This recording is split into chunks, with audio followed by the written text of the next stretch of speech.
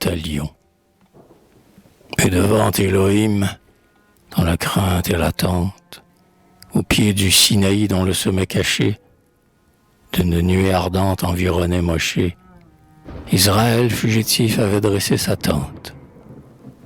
Et le camp s'emplissait d'innombrables rumeurs.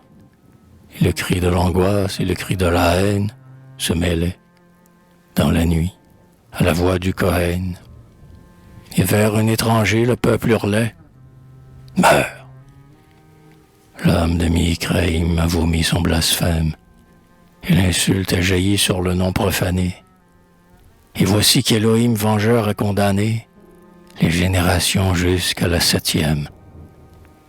Et voici qu'Élohim, comme un maître hérité, à cause du pécheur, ploiera ta tête impure, ô race d'Israël, et poursuivra l'injure 70 fois, 7 fois dans ta postérité. Mais la voix d'Yahvé parla dans l'ombre sainte.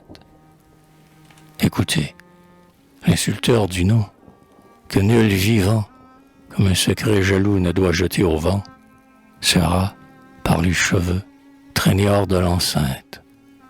Tout homme imposera sa droite sur son front, et lui paiera, qu'il soit votre frère ou votre hôte, son âme pour son crime et son sang pour sa faute.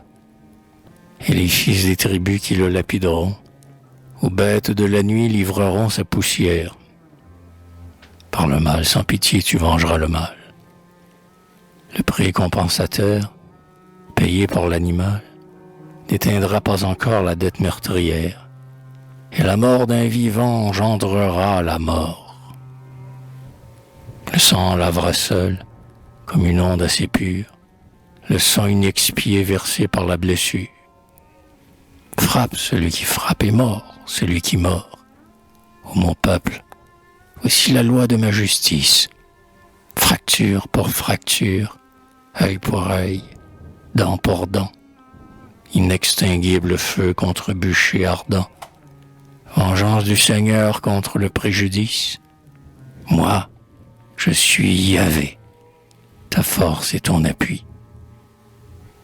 Or, l'implacable voix se tue dans la nuit noire. Et loin du camp, pareil au bouc expiatoire, l'homme fut lapidé lorsque l'aurore eut lui. Et tout le jour, le sang des mouches venimeuses tournoya dans l'air bleu sur le cadavre impur. Mais le soir, les corbeaux, aiguisant leur bec dur, rongèrent les deux yeux dans les orbites creuses, et le ver pullula dans la chair sans abri. Et le nom fut vengé que nul être ne nomme, et Mosché, devant Dieu, chanta la mort de l'homme, conçu par Shélomith, la fille de Dibri.